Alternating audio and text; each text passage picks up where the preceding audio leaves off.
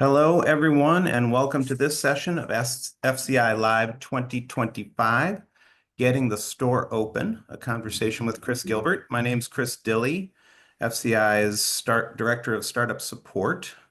This session looks at what you can expect from a project manager when opening your store and what you can do as a board to make that process smooth and successful. I'll introduce Chris and the session a bit more in just a moment, but first, I want to take a second to thank our sponsors, our champion sponsors of FCI Live.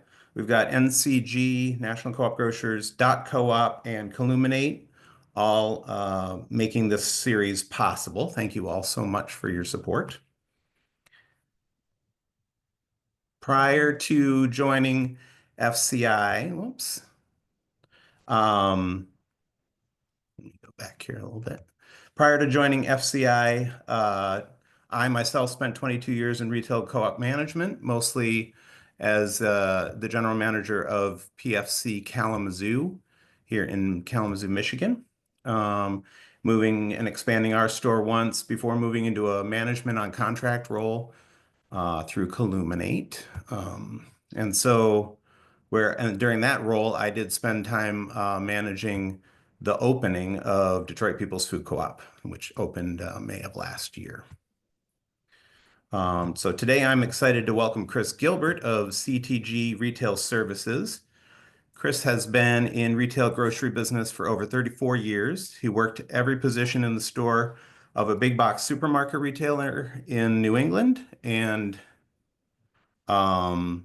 over his 27 years with them. During the span of that 27 years, he also worked on 3 new stores and 5 remodels, as well as 5 years reviewing financials and creating quarterly budgets for 18 different stores. He's managed stores ranging in annual sales from $13 million to $40 million a year in sales. Since 2016, he has been in the co-op world and was the general manager at a co-op in New Hampshire and has recently been the project manager for several startup food co-ops. Before I ask Chris some questions to get things rolling, I want to provide a bit of framing for what we're trying to address here. So an operational management perspective is important to have on parts of your development process starting in stage 1.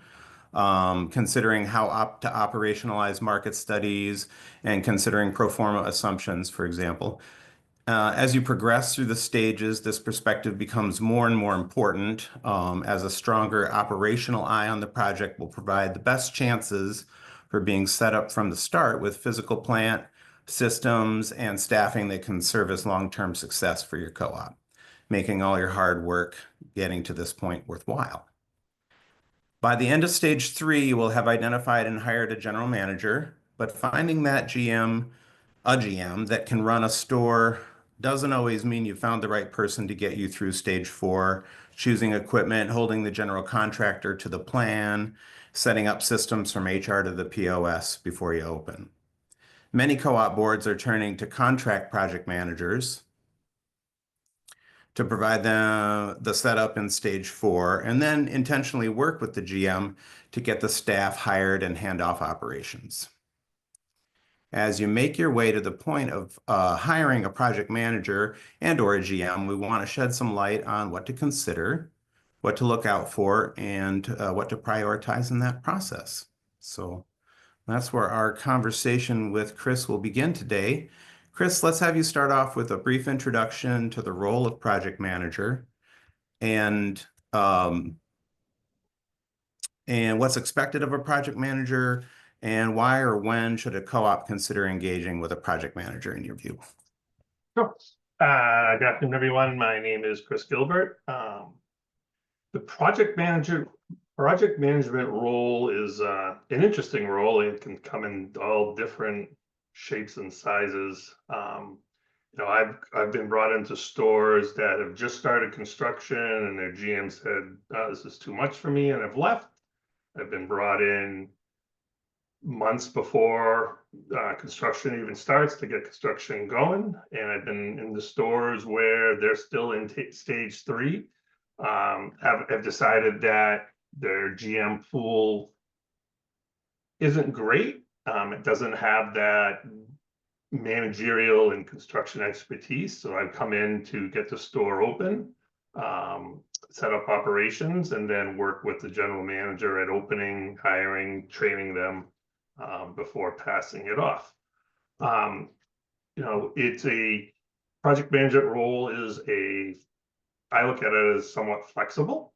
I've done everything from picking a contractor to applying for grants to submitting reimbursement requests, hiring labor. I mean, it's everything that you are looking for in a GM and a basically a construction manager put together. The benefits are of it that you can go out, find a general manager that is, knows operations, or, you feel comfortable with running the store, but say, leading construction and setting up the store, well, I'm not too sure. That's where I would come in place, or a project manager would come in place. It gives you that time to hire the GM to really find the right person for your store. And not having to worry about, well, do they know where, what pieces of equipment go here, what's the cost of refrigeration? It'll be everything that you need to do. I work very closely with the board, work very closely with any construction company that's hired. Yeah, I mean, a project manager fills in all the holes, I guess is the best way to put it. Yeah, that's right. That makes sense. You kind of have the view of like how the store is going to end up, what it's not going to need to do, how it's going to need to function, and you kind of build the path to get there, right? Yep.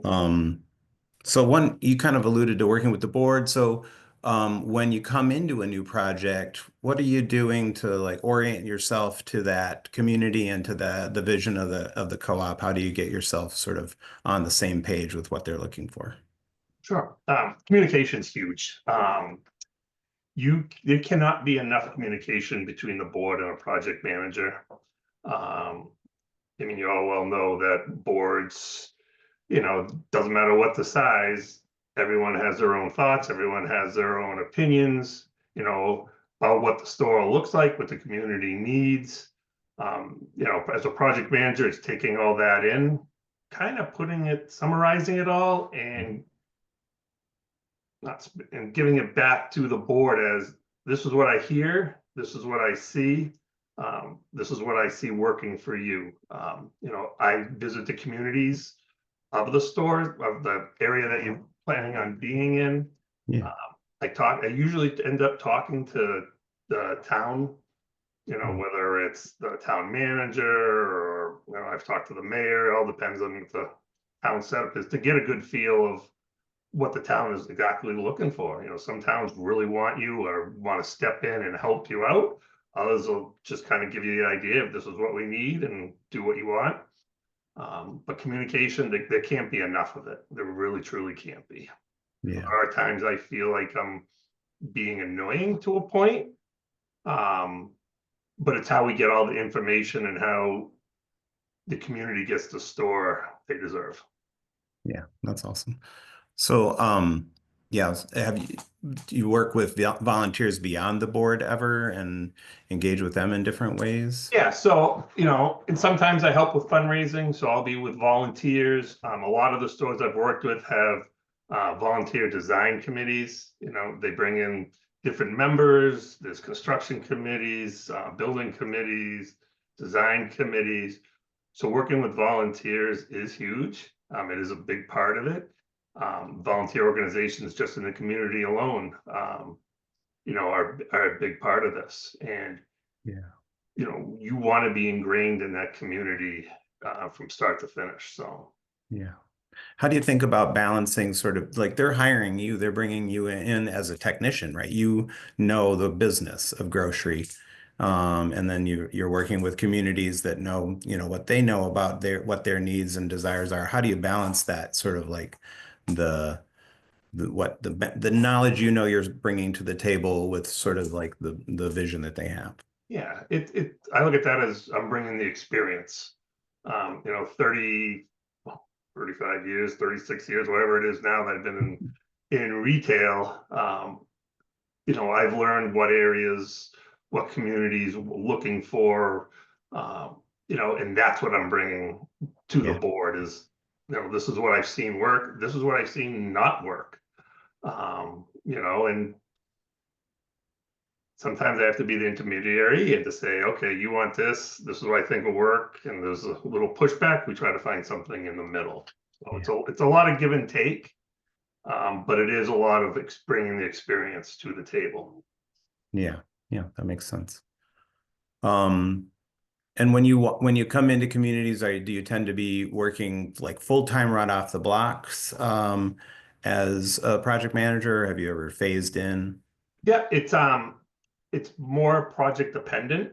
The earlier I come into a project, it's more part-time. It's more, a couple days here, trying to apply for grants or working with you know, say NCG on a layout or a pro forma, Mhm. whatever it may be. It tends to ramp up as we get closer, as construction starts, that it starts to really ramp up because trying to watch the construction, making sure what's supposed to be getting done is getting done. Yeah. There are times, then that'll peter out a little, be some part-time sections in there. I've been on stores that have wanted me full-time and they wanted as many hours they could get out of me right off the bat to get them up and going. And it's something that's worked out with the board at the beginning. What works for them, what works for me, what's going to work for the plan at hand, depending on what the timeline is. The timeline's the big thing. Cool. Okay. Thanks.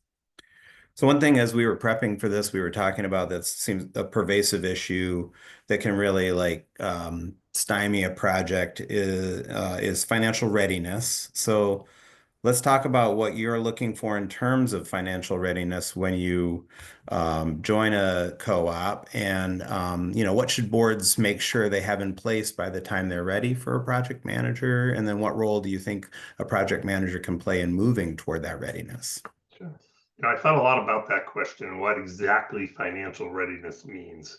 And it can mean all different things, but I think the first question, the first trying to think of how to say this correctly. Mhm. It's being ready to get the money. It's knowing that you're not going to stop. You're going to get money from day one, and in most likelihood, you're still going to be trying to get money when the store opens. Um, it's a nonstop process, whether it's looking for grants, it's looking for direct bank loans, it's fundraising. I could tell you what the project cost at the beginning is probably going to be much different by the time you get to the end. Working capital, you want to have a big chunk of working capital when you open those doors because it's a co-op. It's going to lose money the first few years. It's. I wish I could find one that hasn't. It would be great. Mhm. Um, but you're going to lose money. You're going to plan for that, and that's where that constant fundraising is going to come in. Sitting back and saying, "Oh, we've raised the money we need," that's going to get you hurt in the long run.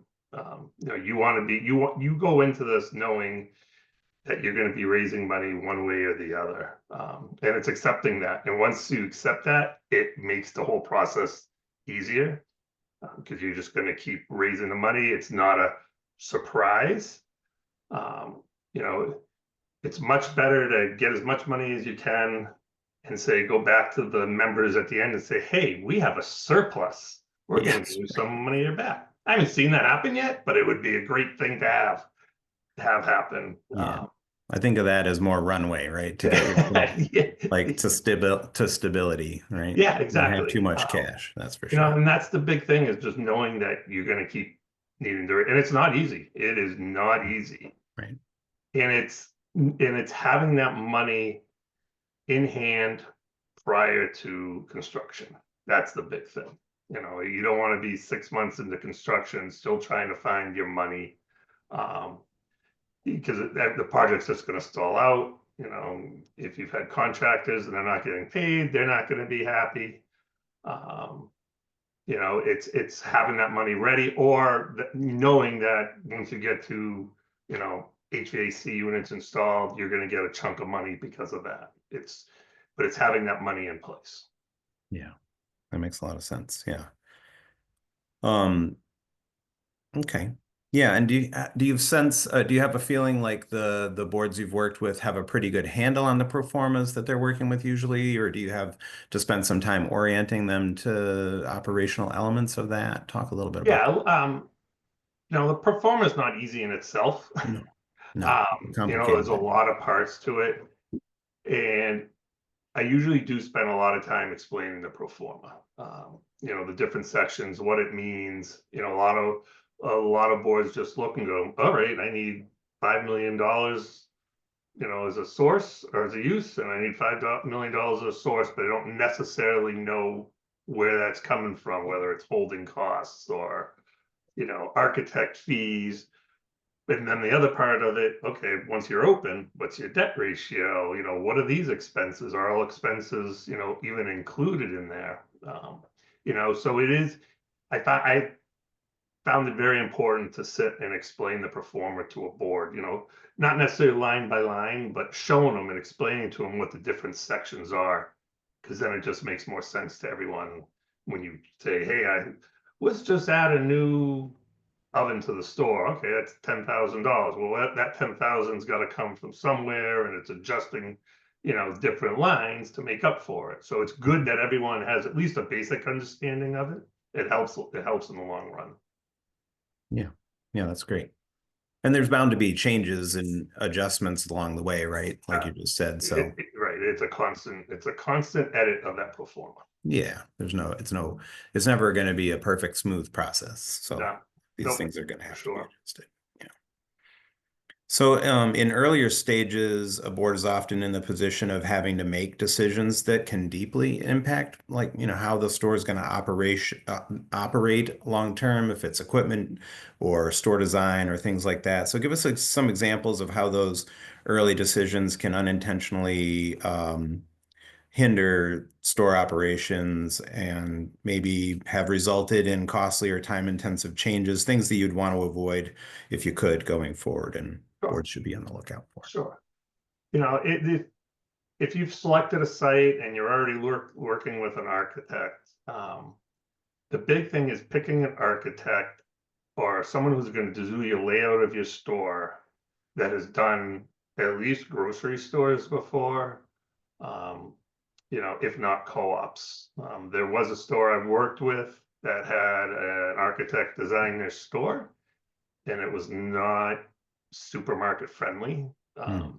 There was no storage for backstock. There wasn't water for a produce case, so you could keep your produce, fresh, or even be able to clean the cases. So it's making sure that the store design and or the architect, you know, has the experience to design a grocery store. You wouldn't think it's a big difference, but it really is. It's grocery markets, supermarkets are a breed of their own when it comes to architects, for sure. Um, Equipment, there are stores you can buy an old grocery store that has been shut down for years and hope to use some of the equipment or use some of the shelving. It's I always tell people, look at it first. If it's not something you'd want in your house, Mhm. if it, because of the condition, we definitely don't want it in a grocery store. Intentions are great. Hey, let's reuse equipment. Let's get what we can. But if it's rusted, bent, dented, it's going to be a Board of Health issue.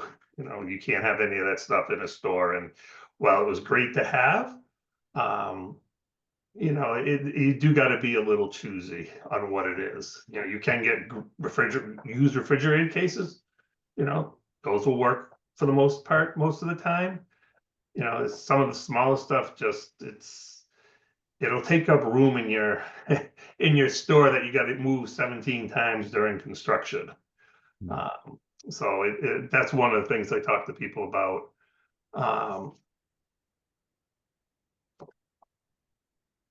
getting a store that is, or a location that's the right size. You know, if your market study says you're going to do, or predicts you're going to do $150,000 a week, and you have a location that's only 2,000 square feet, you're going to be in trouble right off the start. And it goes the other way too. You know, if your market projection is $100,000 and you're getting a 20,000 square foot store, you don't want that either. Um, you know, so, you know, it's trying to get that medium size based on your sales is good. You know, I would say a little smaller is better than much bigger. You know, heating space, cooling space that you're just not using, or having excessive back room space just becomes a collection of anything, to be Hmm. honest. Hmm. Hmm. Uh, you know, so store size is one of the big things too that I talk a lot about. Yeah, we're seeing like market studies come in anywhere from, $400 per square foot in sales up to, I mean, ideally we'd love to see it up to 1,000, but probably set 400 to 700. Is that kind of the range you're looking for? What do you look for in that? It's 700 is, I don't want to say the magic number, but 700 is usually what you know, what I'm looking for. You know, yeah, thousands great. Mm. Thousands probably means you're going to be profitable sooner than later. 700, you're going to be able to work up from and remain feasible. Yeah. You know, as you start to drop those numbers, things become harder and harder to operate. Mhm. Um, you know, so again, that depends on the size of the store. You know, obviously, if you got a tiny store, you can pump out a lot of product out of there. Big stores, not so much. So Yeah. Yeah. One thing I think is important to talk about is the boards that you're working with have, and that we work with, right, they take such care. They love the project they're working on, right? And it's so important, to sort of honor that and appreciate that. Talk to a little bit of some of the challenges sometimes of like, coming in and being new to the project and sort of like, you need to make decisions. You need to be empowered to do that. How do you kind of navigate that with boards? yeah, it's hard to let go. You know, if it's this has been my project for 10 years, you know, and I'm now trying to construction starting and I'm giving over the reins to somebody else, it's very hard. You know, and I realize that, and I make sure that they are aware, you know, the board, the founders are aware that I know that. That's a big thing, is acknowledging that it is their baby. But again, at the same time, you know, I try to tell them, I will take your baby and get it born. Hmm. You know, bring it to life and do it. Work with me, let me bring your vision to life. You know, Yeah. and it is hard to convince them sometimes. Mhm. Um, you know, they want to have their hands on everything. Yeah. And sometimes, you know, it needs a little bit of pushback, you know, and other times they're, you know, nope, all yours, go at Mhm. it. More often than not, it's a little bit of more of, okay, let me take this, let me go. You know, this will get done quicker. You know, if you just kind of let go a little bit. It's Mhm. hard, and I acknowledge that. And you know, it's just like me working in a store for 10 years and then saying, oh, I'm leaving. It's hard to leave. You Yeah. know, we Yeah. let someone else take over. But in the end, it's going to be their store. You know, I in theory will be gone. You know, and they'll be there with this beautiful store, you know, showing it off to the community. So it goes right back to them. Yeah. How do you work, or what have you found in terms of strategies to be able to share the right amount of information with boards? I think it's, to that point of like, we want to show, right, that we're hearing and helping to realize the vision that they have, but not overwhelm. So how do you find that, strike that balance? It's more, I found it's more board specific. Mm, You know, okay. I've had worked with boards that want to know daily what's going on. You know, they want a daily update. I've had weekly updates, which is what my norm is giving a weekly update of what happened this week, what's happening next week. This is what the board needs to do.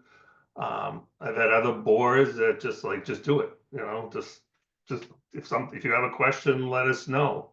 I tend to be more of, like I said, communicating with you all. That's why I do this, I call it my status report at the end of every week. I did this stuff. This is who I met with. This is what I'm doing next week. Then a little summary of, a little more specific. And then, hey, here's the board. I need you guys to, work on financing, whatever it may be. And this is what's really urgent. This is what we need to do by such and such a date. And that's my way of communicating back to the board of what's going on. I'll attend all the board meetings.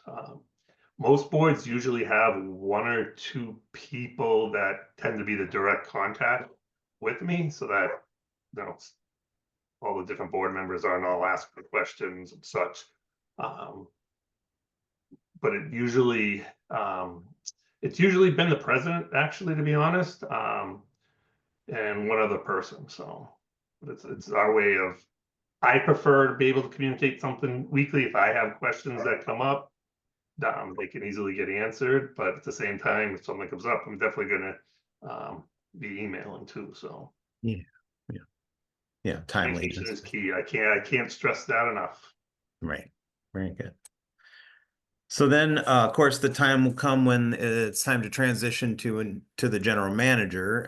Talk a little bit about some experiences you've had there, like what needs to be in place to do that well. How much time do you think is needed? What's a good overlap there? And what's the board doing, and what's their kind of role during that process? Sure. GM search is really hard right now. There are a lot of different co-ops looking for general managers. A startup co-op is not easy. Mhm. You need to find a general manager that's aware of that knows they're going to be working a real lot Mhm. to start, and it's tough. So I've been on the GM search committee for 2 stores. I've helped interview. I don't make the final decision, but I'll help interview, put my 2 cents in during the interview process. And depending on how that GM is, what their skill level is, depends on what that turnover is. If you're bringing in a fairly green, general manager, no co-op experience, in all likelihood, I'll work 12 weeks with them, getting them up to date on co-ops, on operations and such. If you're hiring Chris here as your GM, it may be 2 weeks of, hey, this is what we're doing in the store. This is what's going on here, and then I move on. So a lot of it depends on the skill level of the GM itself. I could work with them once opening, wean off of it, and still be available for questions. It all depends on that skill level of that GM. It's tough, but ideally you want a GM in place a minimum of 12 weeks, whether they're experienced or not, 3 months before your expected opening date. That gives anyone enough time to get their feet wet. Yeah. So you're saying 3 months before open, and then similar amount of time after open?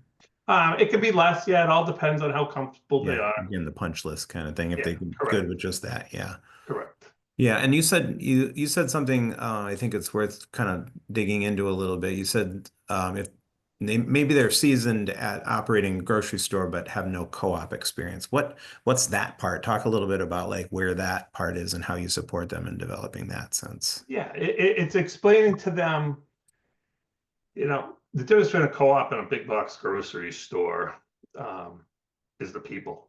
And by people, I mean your community. You have members, you have owners, and it's how you relate to the community. You're not just a big box store and, hey, we want to get the people in the shop. It's meaning something to these people, and explaining it's working with the general managers on how important that part is, whether it's the marketing of it or, town events, anything like that. It's being part of the community. You have to be part of the community, and working with them, and working with a GM, explaining to them that all the decisions basically stop at you. There's no corporate level to call and say, hey, how do I do this? Or, hey, I'm having this problem, I need extra people. You don't have that. But explaining to them, you have all these other co-ops, and as a co-op, they're all going to help you. You make a phone call, Yeah. they're going to answer any question you have. And corporate people aren't used to that because you don't share numbers in corporate world, co-op world, we want to help each other. Yeah. Yeah, that's great. So it's like a double edge, or there's two sides to it, right? It is a big challenge, a huge responsibility. Yet you do have a lot more different kinds of support, I guess. Yeah, correct. You do. Correct. Yeah. Right. And a GM who's never worked in a co-op, they're now responsible for HR, finance, ordering, stuff that they normally wouldn't have done if they weren't in a co-op. So Yeah. Yeah. It's great. Well, so that's kind of the line of questioning that we wanted to explore sort of before opening it up to the rest of the folks. So I'm seeing some questions in the chat, Chris, and I think we've kind of touched on some of them, but I just want sure. to bring our attention back to some of these things. So Purple Carrot Market's wondering if project manager positions are full-time or part-time. You spoke to that a little bit. It depends on the situation. Mhm. Anything you'd add to that? Yeah. So, I'm actually working on a project now where my, my, my, I'm being paid by the town, the store got a grant through the town to build this store, and part of their grant was, we'll pay for project management services and architectural services. So I had, like in this instance, I had to tweak it, how I work to be, because technically I'm an employee by the town right now Hmm. for this until the money runs out. But it's full-time, part-time. Again, it all depends on the timing. It may be that 1 week is full-time, 40 hours, say, and the next week might be 15. It all depends on deadlines, what's coming due, what needs to be done, so it does fluctuate. And then obviously as you get closer to opening, that tends to ramp up. So Yeah. Okay, great. Kate said the question about what to avoid in making early decisions on a store was really interesting. They'd love to know more specifics. What are some of the space logistics to keep in mind, especially meeting any regulations for storing and or preparing food? Talk about prepared foods. Yeah. um so you're gonna need storage. That's just whether it's for mops or your U-boats with backstock or supplies. There was one store that I worked in that didn't have any of that. So you Mhm. walk through the back doors and there was like a 4-foot path you could walk through because they didn't, the planner didn't take in that into account at all. So it's making sure that you do have space, that you're going to have, you have a 7,500 square foot store of retail space. You probably want 1,000 square feet out back to have to store backstock, whether it's in racking, U-boats, Yeah. having a couple of closets just to hide that mop and mop bucket. It's things that people don't necessarily think of, but it's so mega important when you get to the end, Yeah. of being able to figure out where all that stuff goes. Yeah. Uh, and it does, some of that does play into, regulations in food safety. If it has a store has a basement, there are very, and you want to use that for storage. There are regulations on, what kind of basement it is. Is it a solid floor? Is the walls, is there seepage?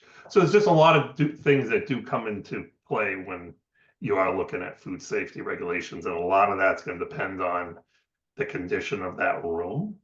Uh, but having the space available on the, for receiving and for storage of supplies is huge. So, Yeah. Yeah, one of the stores that I worked with, well, similar to you, one we didn't no space was dedicated to dry backstock storage, so that was immediately like a red flag, that we just put my hand up. That's silly. That we needed to, obviously the person who designed the store didn't really have in mind what the use was going to be and realized that like we need space to be putting cases and pallets of things for storage. Um, and then another thing that I noticed in the prepared food specifically was that not enough backstocks, dedicated backstock, and especially cold storage, accessible for delis is kind of a pattern that I've seen where they don't realize you really pretty much need to have a full service or a full size walk-in, both cooler and freezer, are helpful for prepared foods for sure. So yeah, yeah, absolutely. yeah.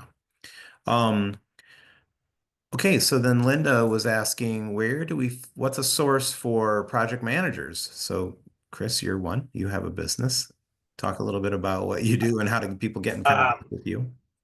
Find a source. That's a very good question that I don't Mhm. necessarily know the answer to.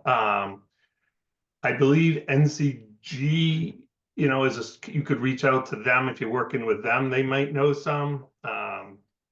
And Colluminate does offer Yeah, that as part of Illuminate the does have manager some. and contract program. FCI, might be able to point you in the right direction. Yeah, we can Uh, connect you to resources. Yeah. Honestly, not sure if there's a specific place, to be honest. So, Yeah. Yeah. And then Sue from Westchester is wondering what's the ratio in your experience of being there on site in person versus doing what you do remotely? yeah. So, you know, taking a store that is not starting construction yet, that's still, in the planning stage, is still working out financing, you'll be remote a lot more than you will be in person. Once construction starts, you tend to be there a lot more in Hmm. person. Hmm. For instance, I live in New Hampshire. I just finished two different stores out in the Chicago area. They there were days that I flew out to Chicago for the day. I'd fly out and come back that night just to do a couple of meetings.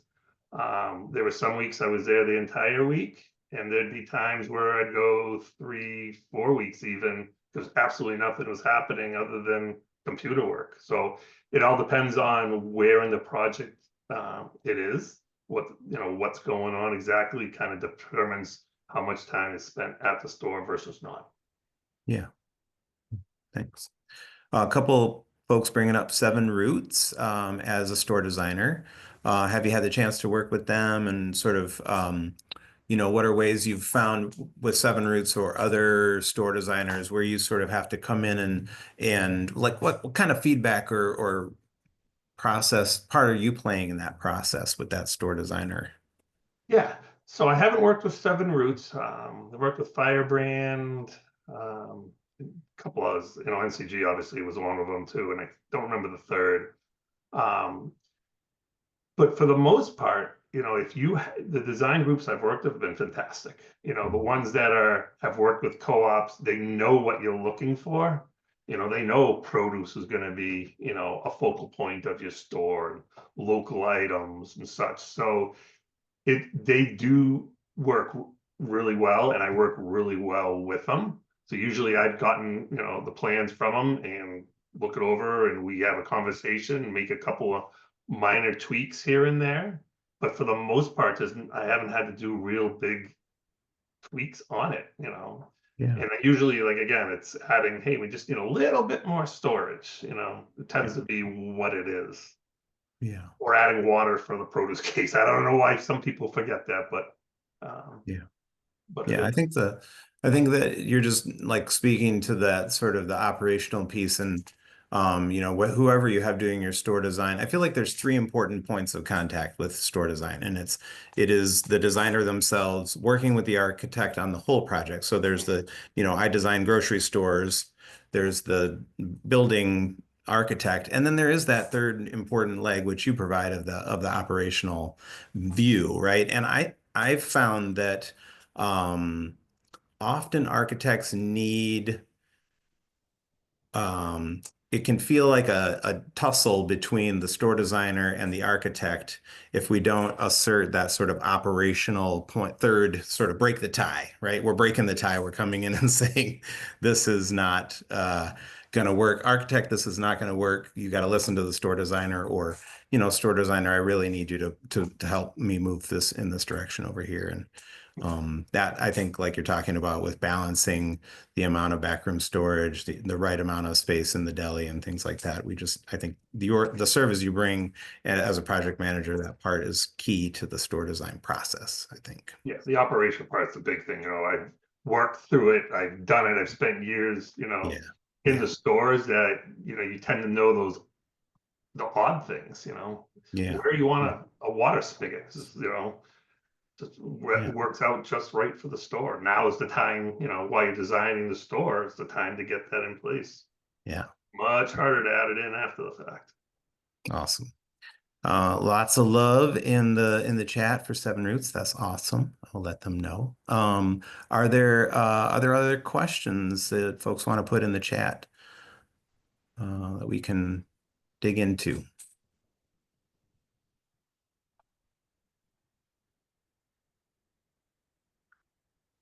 One thing I was going to mention is that I mentioned volunteers earlier. I think when I with the store that I worked with in the Detroit People's Food Co-op, there were about 50 volunteers that were participating in that process. 9 on the board, but then a ton of other folks that were involved in different ways, from operational development, identifying equipment and things like that, and POS and design and so on. So it was really a lot of awesome energy to be able to work with and sort of like channel into getting the store open. And just it's fun. And also, you're juggling a lot there to work with that many different people at a time, right? When you come into a community. So there's a comment from some Suncoast: doing community surveys can also help in knowing what you to have in store when doing the design. Yeah, and yeah, Chris, do you want to speak to that at all? Community survey input Yeah, 'cause I was just gonna say, and it is huge because you never know, you know, yes, what your general idea is for the store, but for instance, the store I'm working on right now, bulk, they did a survey and people are just craving bulk foods in the store. So much so that, originally it was going to be a smaller set, but we're expanding that set because so many people have asked for bulk products. So yeah, absolutely. Surveys are huge to know what the community is exactly looking for. You know, it's those, I don't want to call it an odd thing, but Yeah. it's those things that a majority of the people that you're not really expecting to see. So Yeah. Yeah. There's Kate said you mentioned having a GM 3 months before a store might open. Is that GM working full-time during that period? What would their responsibilities be before the store is open? yes, it would be full time. They'd start, they're ultimately going to be responsible for the people that they need to hire. Project manager can work with them to get to set up what they're going to need for staffing. They can assist them with hiring, but the staff is, ultimately going to work for this GM, and the GM should be the one responsible for hiring those people. So that's one big part. And local vendors, that's the other part. You know, I usually start work looking for local vendors and start trying to bring them in. But again, that relationship's going to be with that GM, and they're the ones who really should start to do it. So in those first 3 months, they're getting their local vendors, they're getting staffing set up. They're writing some SOPs of specific things they want or how they envision it working. And getting rest of the store set up. Yeah. So Yeah, yeah, that's perfect, I think. And that echoes the same experience that I had in Detroit too. And I mean, you can't say enough how important it is for that general manager to feel ownership over the team, especially, right? And the Absolutely. relationships, fundamental relationships with the team. Um, yeah. Um, and let's see. And then Sue from Westchester was asking, how do you choose a point of sale system? That's a good question. How do you think about that, Chris? So there are two big ones out there right now, Catapult and Lock, which is basically ECRS and SDCR. Those are the two big ones that a lot of co-ops work with. I think between those two, it's roughly 75%, at least the NCG co-ops use those two. There's another one out in the Midwest, um, company Copos, Mhm. that a bunch of stores use. I've worked with Catapult, I've worked with STCR. Those are the two big systems that can encompass, you know, many parts of the store, membership, scales, besides all the registers. So it does, those are the two big ones that I usually kind of stick with, Yeah, just for, they're the biggest company, I mean, not the biggest company. I mean, there's NCRs out there also. So yeah.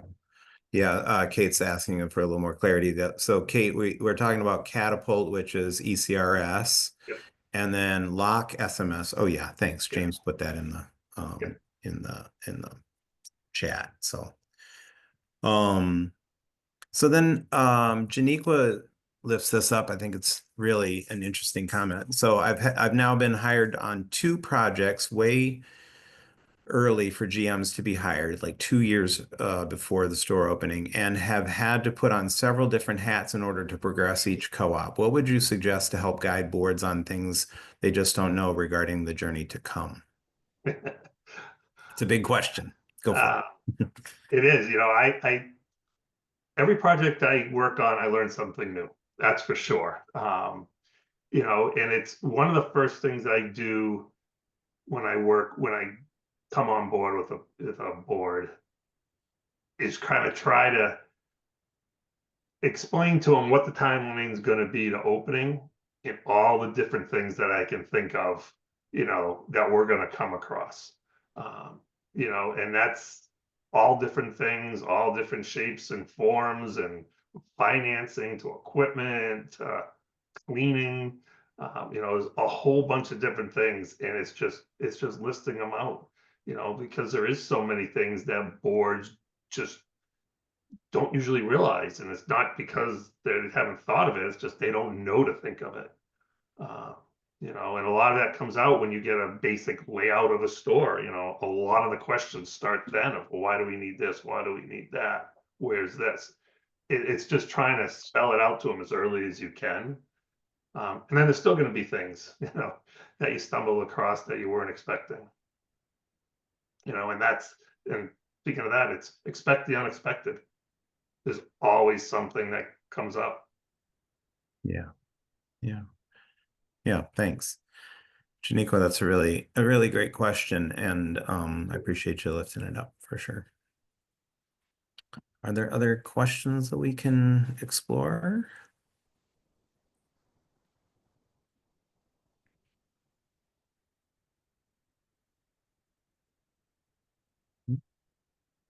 Well, I will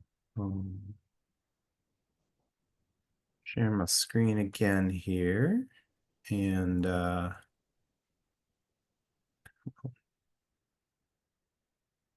start to wrap things up. Thanks a lot, everybody. Thanks for all for attending, and certainly thank you, Chris. I appreciate your time sharing your knowledge and experience with the folks on the call today in terms of project management, store opening.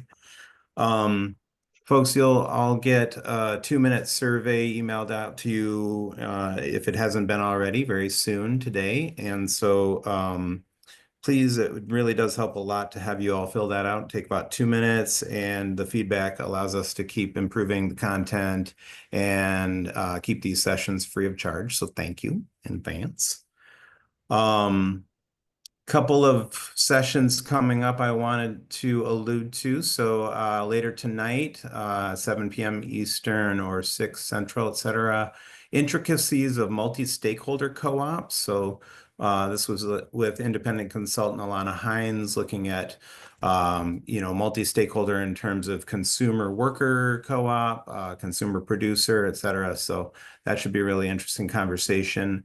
Tomorrow at 1 o'clock Eastern, we've got effective community outreach with Bonnie Hudspeth of Firebrand Co-op and the Bronzeville Food Co-op folks. That should be really interesting. And all the upcoming sessions are available on our website, fci.coop/FCI live. And thank you all to once again to all of our FCI Live 2025 sponsors. Look at that wall of sponsorship. We're so grateful to everybody who contributed to make this series possible. They don't only make this possible, but work every day to strengthen the food co-op movement, and we're grateful for that for sure. So thank you so much. And I will end the recording.